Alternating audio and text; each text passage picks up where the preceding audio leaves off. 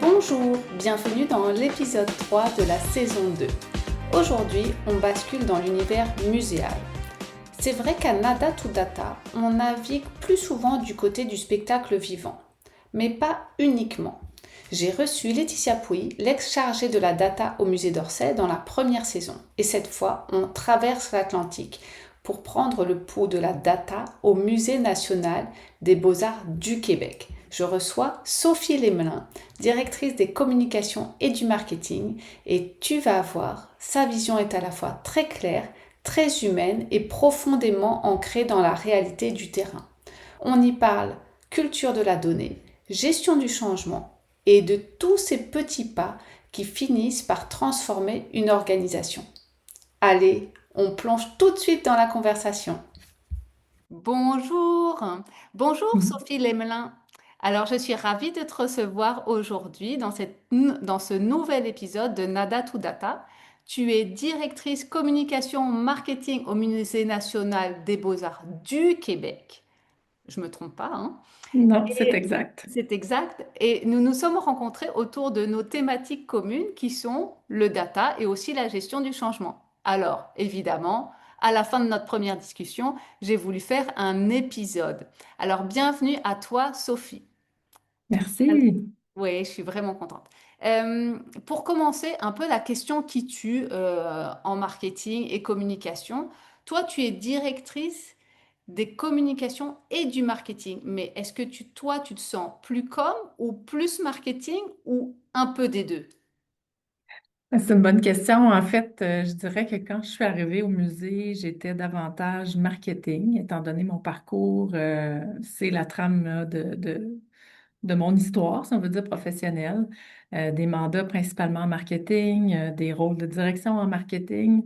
Puis, grâce au musée, j'ai appris le volet communication et c'est ce qui m'a permis de comprendre à quel point la communication est importante, mais une stratégie de marketing bien ficelée encadre bien les communications. Donc, à quelque part, les communications sont au service d'une stratégie marketing. Alors, c'est comme ça que je l'aborde aujourd'hui dans le cadre de mon rôle au musée. Puis, je pense que ça passe bien là, d'un point de vue équipe. Là, ils comprennent bien aussi les liens entre les deux. Puis, toute la part aussi que le marketing peut apporter à une stratégie de communication. Donc, de donner une direction, c'est une approche plus englobante qui prend en considération, oui, les publics, mais aussi la façon dont on va communiquer avec eux, où est-ce qu'on distribue notre offre, quelle offre on leur communique. Puis, tout ça appuyé sur la donnée, bien entendu, là, pour que ce soit efficace. Ah, bien entendu. Et en plus, c'est le sujet de ce podcast, hein. Exact. Évidemment, toi, tu viens pas du milieu culturel à la base. Donc, en fait, moi, j'ai vu quand même beaucoup de transitions. Je trouve que c'est un milieu qui a beaucoup bougé. C'est-à-dire qu'il y a eu beaucoup de gens qui sont venus d'autres milieux, qui sont venus quelque part.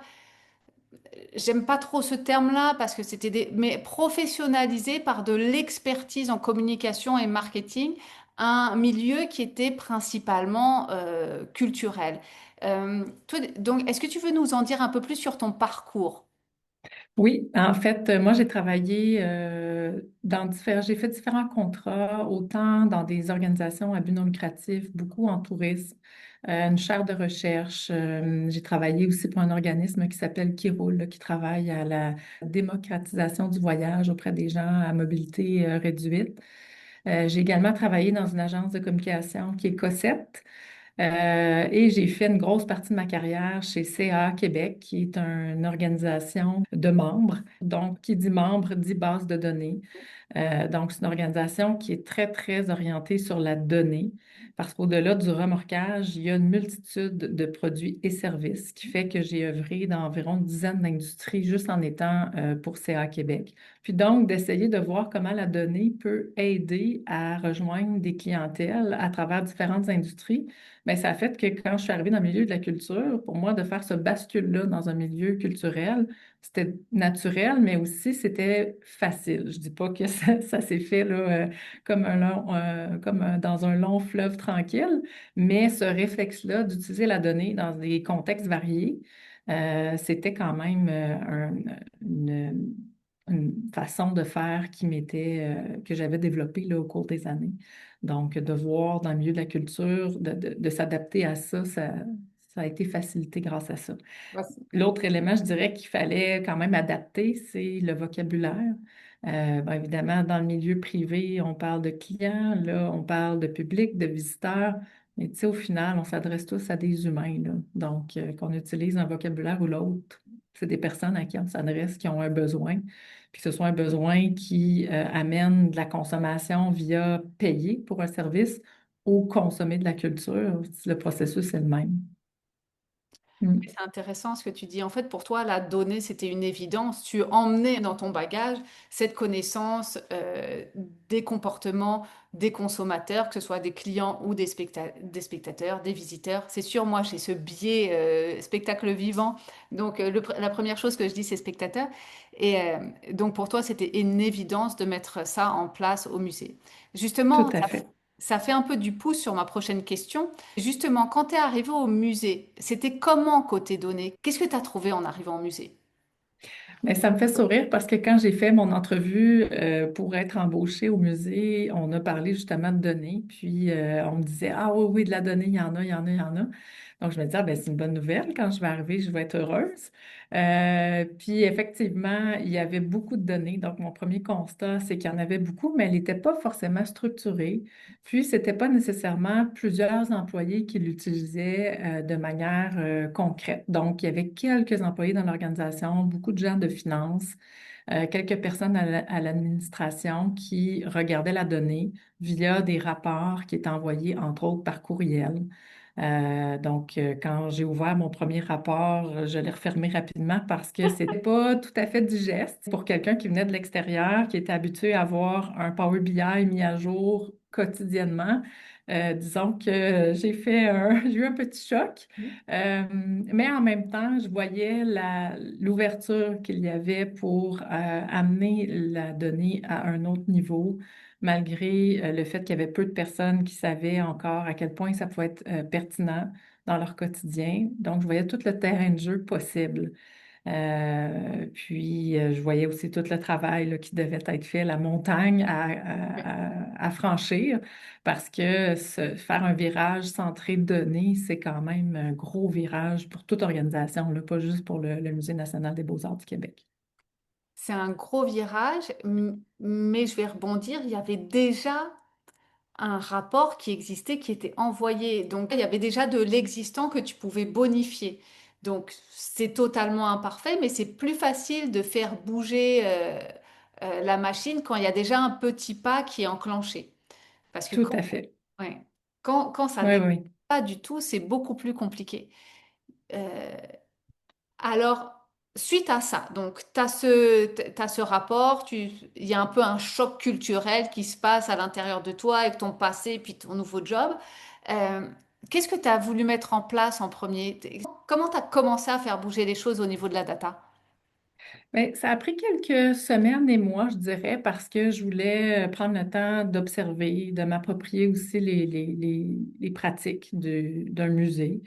Donc, j'étais plus en mode observation au départ, mais je posais toujours des questions quand même pour amener les gens à réfléchir ou à se poser la question, si tu m'arrives avec une problématique puis une solution, tu sais, pour moi, dans mon naturel, c'était de poser la question, les données Oui, nous oui. disent quoi?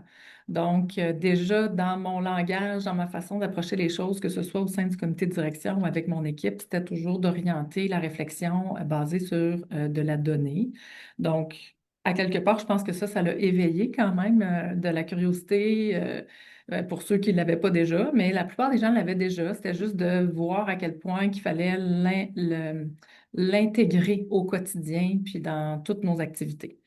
Donc ça, c'est la première chose. Puis la deuxième chose, c'est qu'il y avait déjà des échanges entre les quatre musées lois du Québec au niveau d'un projet commun. Puis les équipes ne savaient pas encore quoi faire, comment le pivoter, mais l'ensemble des musées et lois du Québec avaient identifié ce besoin-là d'intégrer de la donnée davantage dans leurs pratiques. D'abord, c'était des pratiques marketing, mais ça a vite tourné à une nécessité plus d'entreprise, si on peut dire, là. Donc d'un BI marketing à un BI d'entreprise. Donc, moi, j'ai emboîté le pas dans la conversation avec les trois autres collègues là, des autres musées. Puis, on a élaboré justement l'idée d'avoir une intelligence d'affaires muséale.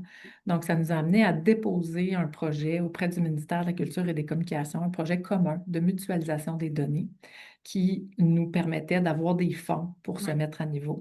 Donc, pour moi, ça passait nécessairement par un projet comme celui-là pour aider le Musée national des beaux-arts du Québec à se mettre à niveau, parce que sans fonds, sans subvention, on n'était pas capable de faire ce virage-là autant que je pensais qu'on pouvait le faire. Parce que ça prend des sous hein, pour combler une dette technologique là, importante, là, ça prend des fonds. Puis, bref, c'était une belle occasion qui se présentait devant moi dans les premiers mois que j'étais là. Puis j'apportais aussi cette expertise-là du privé où on avait utilisé beaucoup de données, donc avec des collègues qui avaient une expertise du milieu de la culture, ça a juste été un match parfait, comme on dit, là, pour faire avancer ce projet-là. Bah, c'est sûr que tu es limité dans ce que tu peux faire avec des bouts de chandelle, quoi. Il y a un moment où il Exact. faut mettre des fonds, investir dans un CRM, ça coûte de l'argent. Et il y a eu beaucoup de virages qui ont été faits, notamment au moment de la pandémie.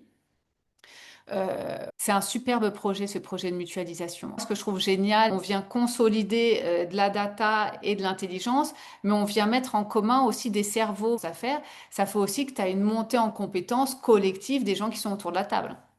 Définitivement. Puis quand on se parle chaque mois, là, les Ouais, quatre musées, ça fait depuis 2021 là, ouais, qu'on travaille ce projet-là, mais réellement, le projet a débuté de manière sérieuse en 2022. ouais, Donc, ça fait 2 ans et demi là, ouais. qu'on se parle régulièrement. Bien, on a eu des ateliers de travail pour justement identifier d'abord les données qu'on voulait partager. Puis, ça a amené tellement de questionnements sur, OK, ben les visiteurs, tu les mesures comment chez toi? Moi, je les mesure Ouais. comment? Parce que pour mutualiser des données, il faut que les données soient définies de la même façon. Donc, s'ils ne sont pas collectés de la même façon, il faut faire une certaine conversion puis s'assurer que quand on va les mettre ensemble, ben X égale X, là, hein, il faut comparer des pommes avec des pommes. Donc, ça a amené cette conversation-là intermusée. Puis chaque représentant de musée, moi, j'en étais un pour mon musée. On est accompagné de membres de notre équipe qui, eux aussi, ont la chance d'être en contact avec d'autres personnes, d'échanger, puis après ça, de continuer la conversation quand ces rencontres-là d'ateliers sont terminées. Et ça a été vraiment le game changer, là, dans le cours de notre musée, mais je pense des autres musées aussi du Québec, là, pour pouvoir emboîter le pas de manière accélérée.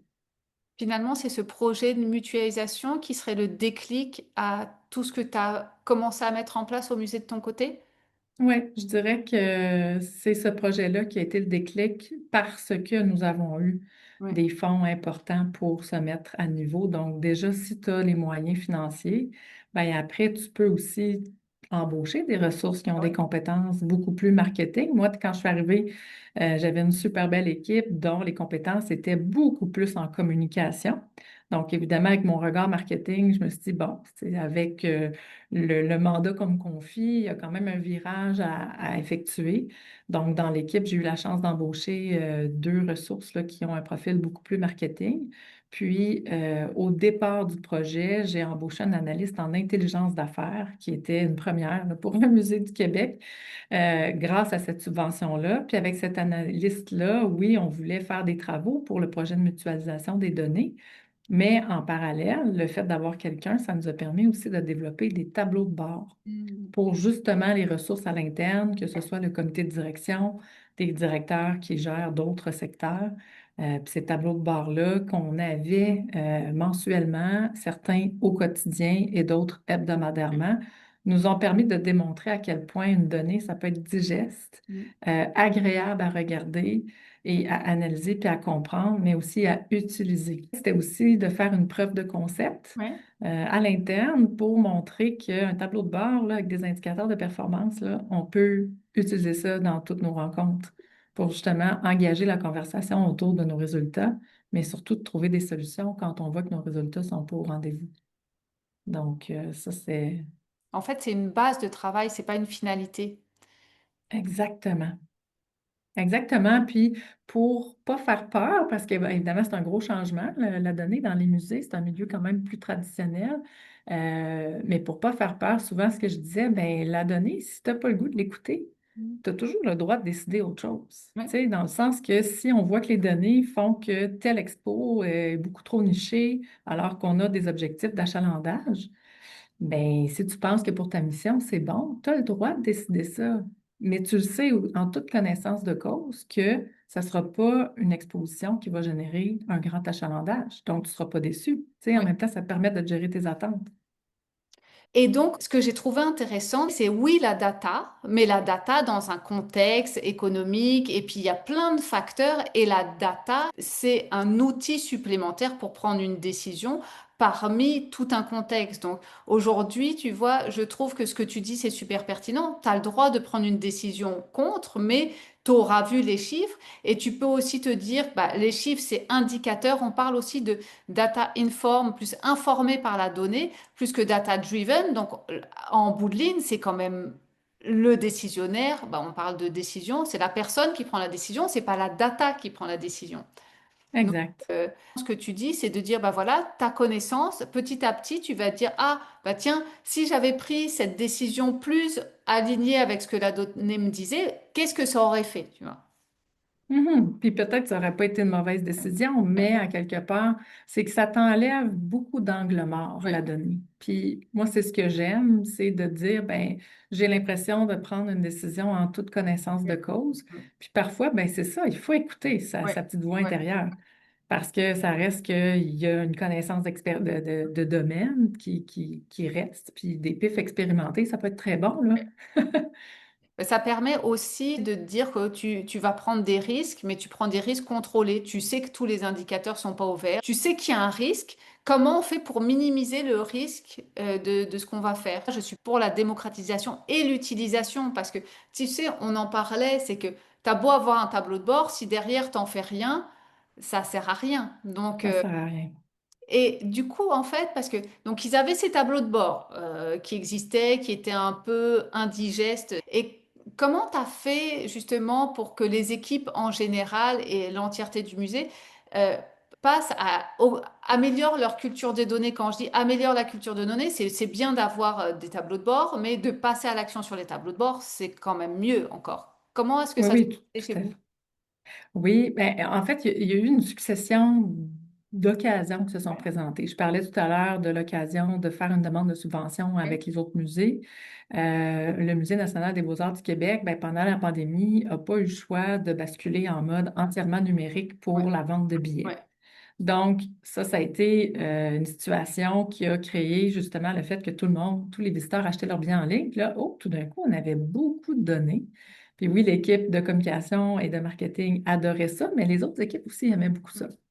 Puis finalement, quand la pandémie s'est calmée, ben, le musée a décidé de revenir un peu à ses habitudes en disant ben, les consommateurs sont peut-être pas prêts à faire encore de l'achat en ligne à 100%.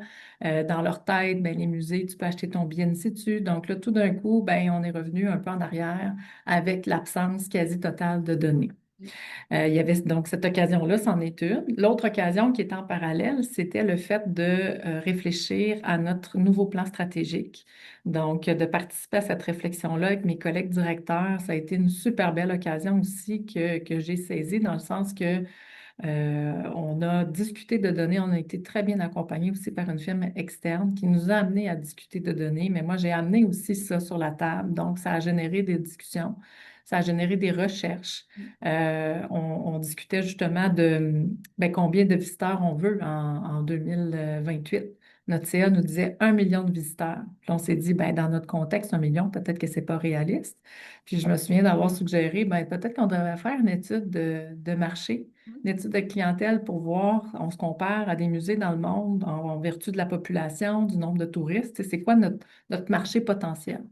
Fait que je pense que ça, déjà, de mettre des analyses plus documentées basées sur la donnée pour arriver avec des chiffres dans un plan stratégique, je ne dis pas qu'ils ne l'ont pas fait avant, oui, j'étais pas là, mais ce que je veux dire par rapport à l'achalandage, parce que là, c'est comme un discours de sourd. oui, Puis là, finalement, on avait des données. Est-ce que c'était une analyse qui était parfaite? La réponse, c'est non. Mais on avait au moins des fourchettes un oui. peu plus réalistes. Puis là, on discutait basé sur de la donnée. La discussion a vraiment été beaucoup plus enrichissante. Puis finalement, quand on est arrivé avec nos objectifs finaux dans le plan stratégique, ben, c'était longuement réfléchi Oui. et discuté autour de autres que des perceptions. Fait que ça, pour moi, c'était une occasion aussi importante. Puis, à la suite de ce plan stratégique-là, ben, tous les indicateurs de performance qu'on a identifiés, avec l'analyse justement d'intelligence d'affaires, on a créé un tableau de bord stratégique. Oui. Puis, ce tableau de bord stratégique-là, ben, il est regardé et suivi dans le cadre de toutes nos rencontres Mm. mensuelles là, du comité de direction. Donc, voilà, c'est des petits pas, saisir les occasions qui se présentent pour mettre la donnée toujours au service de la réflexion. C'est des petits pas, mais que je trouve assez gros, tu sais, au regard de ce que tu me dis, quand tu me dis qu'il y a un tableau de bord stratégique que vous regardez à chaque réunion de direction, c'est ça, de comité Oui, de direction, je trouve quand même que, tu sais, c'est quand même assez incroyable, tu vois, c'est pas un petit pas pour moi, c'est quelque chose de oui, central. oui, C'est-à-dire, oui. tu viens avec ton tableau de bord sous le bras. Oui, presque. On n'est pas rendu là, je dirais, là, surtout que notre analyste nous a quittés là, à la fin mars. Donc, évidemment, on a eu une rupture Oui, là, en matière de tableau de bord, mais cette rupture-là a démontré à quel point c'était vital oui, pour notre organisation. Donc, les petits pas que je voyais, là, je les ai mesurés. Là. J'ai fait, oui, oh, OK, oui, c'est un grand pas parce que, oui, c'est un petit pas, mais je pense que c'est un petit pas qui est structurant. oui. Donc, c'est ça. Oui, il y a des quick wins ici et là qu'on a fait, mais il y a aussi des projets un peu plus structurants qui vont changer le cours là, du musée. Puis, je dis ça, mais maintenant, tu sais, j'ai pas le sentiment que ça m'appartient, là, tout ça. Là. J'ai le sentiment que je partage ça aussi avec mes Oui, collègues qui, eux aussi, ont développé cet engouement-là. Puis, il y a des ressources qui sont arrivées après mon arrivée qui avaient déjà aussi cette volonté-là. Donc, tout ça, ça l'a aidé aussi à amener le musée à être un peu plus orienté données. mais tu sais, on parlait, un de nos sujets vraiment en commun, Sophie, c'est aussi la gestion du changement. La gestion du changement, elle n'est pas portée par une personne, elle est portée par... Tu as des gens qui sèment des graines, mais c'est l'entièreté d'une équipe qui porte le changement. Donc, c'est un peu ce que tu disais, c'était que oui, oui, tu as été à l'initiative de certaines choses, il y a eu des projets, mais en fait, tout le monde a embarqué dans ce projet-là, dans la montée en connaissance de la data, dans l'utilisation de la donnée. Est-ce que tu as vu des réticences? Est-ce que ça a été difficile? Euh, Ben oui, c'est sûr que c'est pas un long fleuve tranquille, hein, tout ça. Des fois, c'est aussi bête que de ne pas avoir le bon vocabulaire, hein. Tout à l'heure, on parlait de les mots marketing et ouais, client. Je me souviens que dans le cadre des réflexions pour le plan stratégique, ben, moi, mon naturel marketing, c'est ouais, sûr que ça fait que j'appelle ça des ah clientèles, ouais, ouais, des clients, puis ouais, bon. Mais bon, je sais que des fois, ça heurtait certains collègues, puis je le comprends, là. Mais bon, je pense que de prendre le temps de s'asseoir, de se parler, de s'écouter, de comprendre l'univers de l'autre, ouais, puis d'essayer de trouver les points qui nous relient ouais. plutôt que de s'ancrer dans les points qui nous différencient. Je pense que c'est ça la clé. Il faut être patient. Et il ne faut pas lâcher le morceau. Donc, ouais, non, c'est pas un long fleuve tranquille. Je pense que la clé, ça réside dans l'écoute, la patience, la Ouais. détermination. Puis avoir une vision claire aussi de ce qui est bon. Il faut avoir du soutien, bien entendu. Tu sais, tout ça est impossible si je n'ai pas le soutien non plus de mon patron, qui est le directeur général, puis de d'autres collègues, hein. Il y a des alliés là-dedans, il y a des gens qui sont à convaincre. Il y en a qui sont plus faciles à convaincre que d'autres. Ouais. Mais il faut s'adapter. Tu sais, c'est un ensemble de choses. Tu as parlé de gestion du changement, mais dans gestion du changement, il y a beaucoup d'habileté politique, il y a beaucoup être un acteur du changement, mais tu sais, les qualités d'un acteur de changement, c'est aussi d'être à l'écoute. Donc, je ramènerais ça à l'écoute. D'être à l'écoute, de comprendre où est-ce que ça bloque. Et puis au final, toi, même si tu parlais de clients, tu sers le même objectif que les autres. Le but, c'est de faire Exact. venir plus de monde au musée, de démocratiser le musée, de le faire connaître. Et puis voilà, donc à partir du moment où tu es aligné sur un objectif et une vision commune et que toi, ce que tu amènes quelque part, c'est que grâce à la donnée, grâce à la lecture de la donnée, eh ben, c'est un outil supplémentaire pour atteindre les objectifs. Donc, à partir du moment... Mais je pense que ça fait très peur, la data. Ça fait peur parce que les gens ne savent pas comment la lire, ils ne savent pas comment l'interpréter. C'est des chiffres. Euh, ça peut faire peur. Parfois, tu Oui, sais, les chiffres, on laisse ça au comptable très souvent, mais en fait, le chiffre doit être démocratisé. Je veux libérer le chiffre, quoi.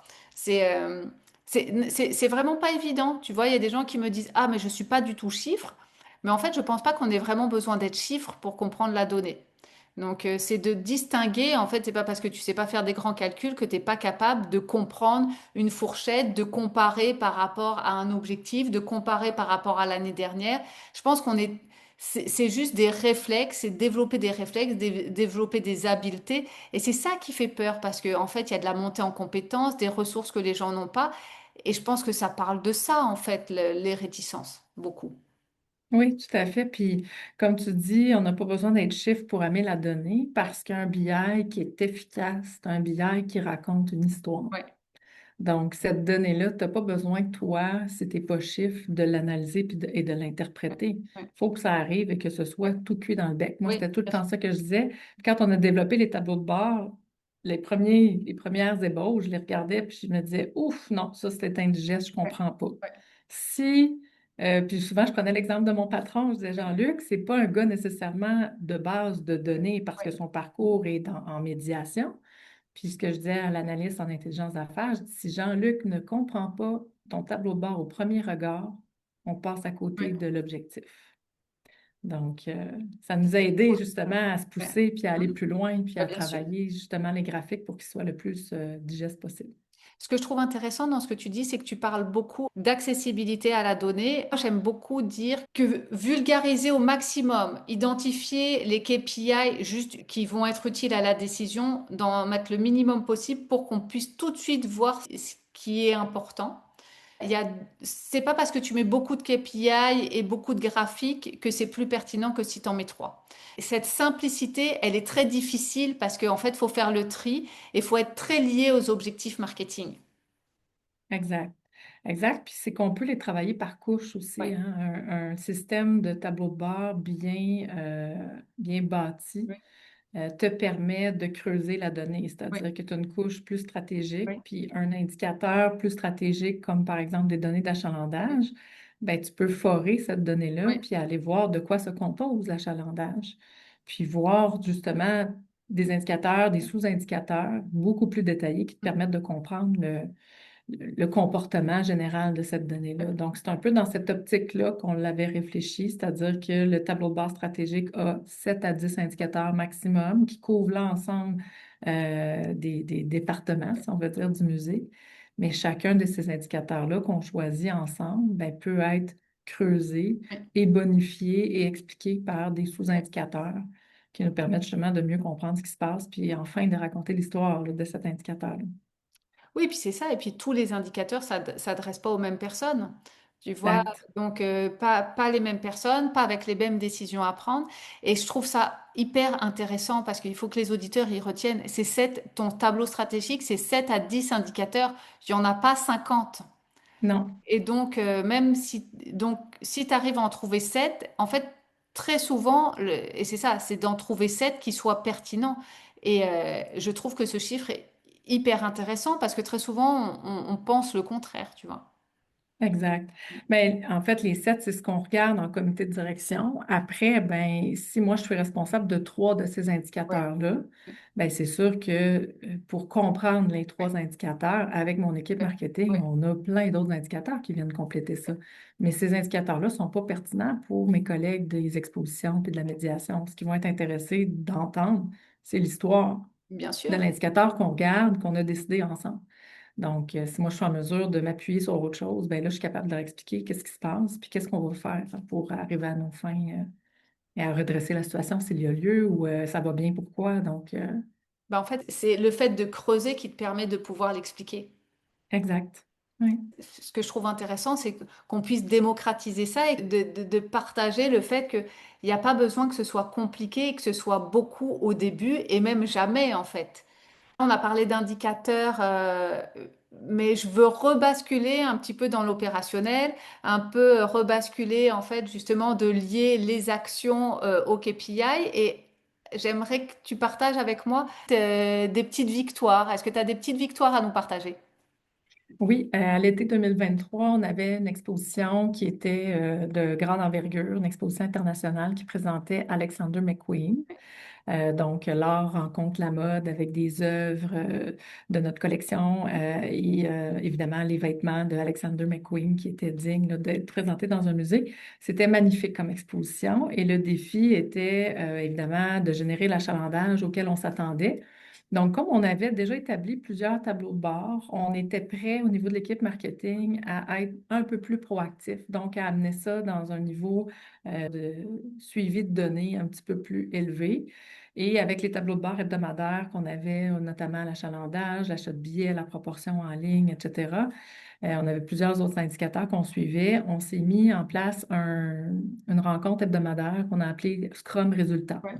Donc, tous les lundis matins, on recevait notre tableau de bord, mon équipe, on regardait justement qu'est-ce qui influençait les résultats. Puis l'après-midi, on se voyait, puis on se faisait un scrum, on faisait un tour de table, puis on identifiait dans chacun de nos domaines d'expertise euh, quels avaient été les résultats menant à, justement à l'achalandage puis à la vente de billets. Qu'est-ce qu'on prévoyait faire comme changement dans la semaine qui vient. Donc, juste d'installer ça avec l'équipe, tu sais, des fois, c'est pas toujours dans les habitudes. Donc, au début, tu sais, on était un peu inconfortable, mais de prendre notre air d'aller, là, je dirais que l'exposition, on l'avait lancée autour du 10 juin, mais déjà en juillet, on avait pris notre air d'aller. Puis, je voyais là, justement les membres de mon équipe qui arrivaient déjà avec des solutions, qui avaient optimisé. Puis, des fois même, on n'attendait même pas le Scrum résultat. Ils m'avaient dit, ah oui, la semaine dernière, j'ai vu que la campagne anglo marchait plus ou moins bien. J'ai changé les mots-clés, j'ai optimisé sur d'autres KPI, puis tout d'un coup, donc, pour moi, ça, là, c'était vraiment un petit pas. En fait, c'était un grand pas avec une petite action qui a fait toute la différence. Puis au final, Alexander McQueen, c'est une exposition qui est dans le top 10 des expositions du Musée national des beaux-arts du Québec qui a le plus marché. Je ne dis pas que c'est seulement les actions de mon équipe qui ont fait la différence parce que le produit était Ouais. fort intéressant et attractif, mais peut-être qu'on n'aurait pas été aussi performant si on n'avait pas fait la même suivi des résultats de manière proactive. C'est vraiment intéressant parce que dans ce que tu me dis, c'est presque le rendez-vous hebdomadaire qui a généré, en fait, qui se sont dit à un moment, bah, j'arrive dans ce rendez-vous, je ne peux pas ne rien dire à ce rendez-vous.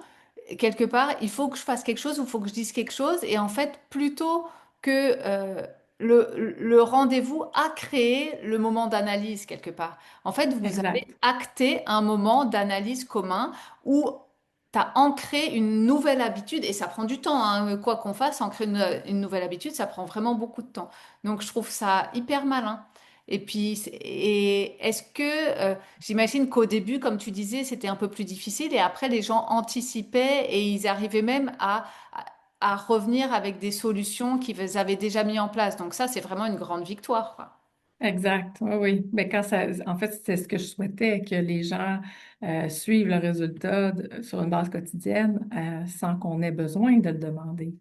Donc, ce rendez-vous-là a créé un peu ça. On a laissé tomber ce rendez-vous-là parce que finalement, on l'a fait évoluer Oui, là, d'une autre manière. Et quand l'exposition s'est terminée aussi en septembre, on était oui, dans un moment un petit oui, peu plus tranquille. Mais maintenant, je dirais que chaque semaine, à la rencontre hebdo là, de l'agence, moi, oui, je n'y suis pas toujours, mais oui, ma chef de service là, jase résultat là, oui. avec l'équipe pour Ah, très maintenir ça. intéressant. Ouais. Mm. Donc en fait, tu l'as pu garder de manière hebdo dans ton équipe, mais en fait, la culture, elle a été implantée et elle se perpétue d'une autre manière. Exactement. C'est ce qu'on souhaite, hein, quand on initie des Évidemment. changements. C'est quand on n'est plus là, ben, et que ça roule sans nous, Bah, c'est parfait. ce que tu veux un peu, c'est que les gens se l'approprient, tu vois. Euh, Exact. T'as envie, même si c'est pas tout à fait comme toi tu l'as mis en place, tu veux qu'ils se l'approprient et que ça fasse partie de leurs habitudes. Mais après, voilà, t'as pas de contrôle sur tout, quoi. Mais Non, tu, tu sèmes des faut se graines. ram- exact, il faut se ramener à l'objectif aussi. C'est, comme tu dis, c'est pas toujours la façon dont nous on l'aurait fait, mais est-ce qu'on atteint l'objectif, c'est-à-dire suivre la donnée? Si la réponse est oui, après, qu'ils choisissent de le faire d'une façon ou d'une autre. C'est pas important. Alors, Moi, ce podcast, je l'ai construit principalement pour aider les gens à passer à l'action, à faire un petit pas après l'autre. Tu parlais de petits pas, grandes victoires, parce que parfois, c'est des petits pas structurants qui vont faire toute une différence. Et en fait, euh, tout le monde n'a pas forcément une équipe comme au Musée national des beaux-arts du Québec. Mais qu'est-ce que tu dirais à des gens qui ont des plus petites structures, que ce soit, enfin, on s'adresse ici autant à des musées qu'à du spectacle vivant, qui voudraient passer à l'action et qui voudraient commencer à utiliser leurs données. Qu'est-ce que tu leur donnerais comme conseil? Ben, je leur donnerais comme conseil d'abord de s'assurer que d'avoir une vision claire de ce qui est bon pour l'organisation dans laquelle ils sont, puis une vision qui répond à un réel besoin. Parce qu'avoir une vision qui répond à aucun besoin, il n'y a personne qui va y adhérer. Donc, quand tu arrives dans l'organisation, pose un diagnostic, mais un diagnostic qui va répondre à un besoin. Puis si ça répond à ce besoin-là, les gens vont embarquer dans ton projet.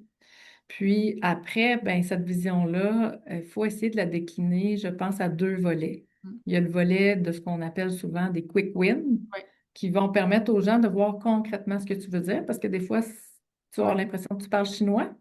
Donc, puis la meilleure façon de donner la perception que c'est pas du chinois, mais que c'est vraiment utile et concret, ben, c'est d'avoir des dossiers concrets, des preuves. Bon, moi, oui, c'était des tableaux de bord, par exemple. Puis en parallèle, par contre, il faut travailler aussi tout le volet plus structurant parce que si on veut faire un virage centré données, c'est pas que les quick wins qui vont permettre d'être pérennes, c'est vraiment des projets structurants. Donc, il faut avoir un plan de match oui, clair de ce qui doit être fait, puis dans quelle séquence aussi qu'il faut le faire. Puis en cas de doute, se faire accompagner parce que on disait tout à l'heure, des fois on se sent seul. Oui, on peut partager avec d'autres personnes du milieu de la culture, mais il y a des experts, ben, comme toi, Karine, entre autres, mais il y en a plein hein, aussi qui peuvent nous accompagner.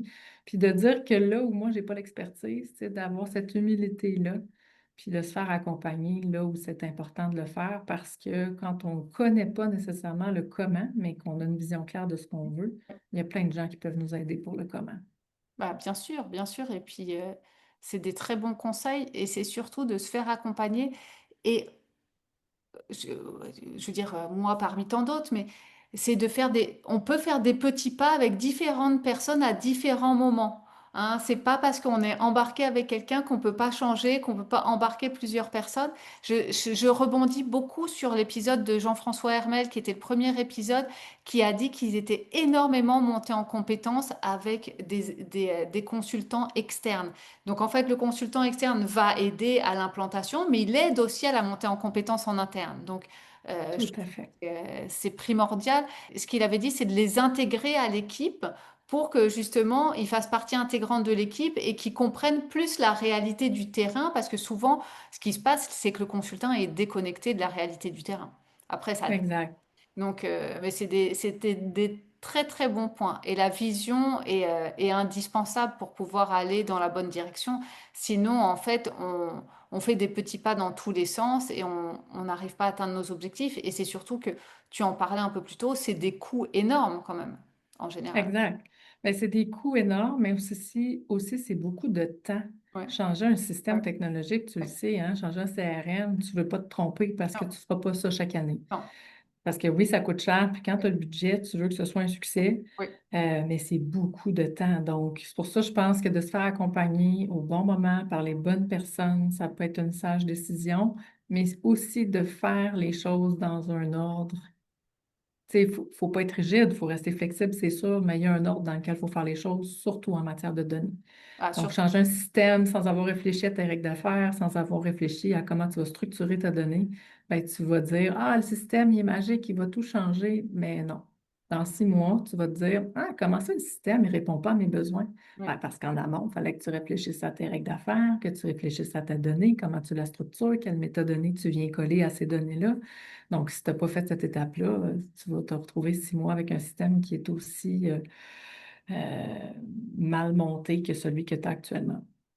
mais parce Mm. que, puis on en a parlé, puis on le sait qu'on est alignés, toi et moi, c'est que un outil, ça répond, ça opérationnalise une stratégie, une vision. Si la stratégie, elle n'est pas mise en place, ça fait pas des miracles. Exact. Exact. Il faut qu'elle soit claire, communiquée, Oui. parce que ces systèmes-là, souvent, tu les changes avec plusieurs personnes, hein, c'est des équipes projets élargies, TI, marketing, des gens de terrain, des gens de billetterie, etc. Donc, il faut que tout le monde comprenne cette stratégie-là et y adhère pour y arriver. Puis nous, c'est ça, on est à l'aube de changer certains outils, puis on est là-dedans, là, dans se structurer en amont, puis s'assurer que la stratégie est bien comprise. Mais c'est vraiment des beaux défis. Ouais, j'ai hâte de savoir la suite de tout ça. D'ailleurs, en fait, si on regarde un peu ta suite, comment tu vois un peu le musée dans 5 ans et son appropriation des données? C'est quoi ta vision là-dessus? Ben, mon rêve, ce serait que mon équipe marketing se dégage de plusieurs tâches qui n'ont aucune valeur ajoutée, Ouais. notamment tout ce qui est manuel. Donc, d'un point de vue des employés, que les gens de la billetterie n'aient pas à apprendre toute l'offre par cœur parce qu'il y a un système de recommandations personnalisées derrière qui permet justement aux gens de la billetterie de se concentrer sur la relation avec le Ouais. visiteur. Euh, donc, c'est ça mon rêve, c'est qu'on a une infrastructure technologique qui est bien réfléchie, mais qui est au service autant des employés que du visiteur. Hmm. Ah, Est-ce que 5 ans, c'est trop court? Je ne sais pas, mais en tout cas.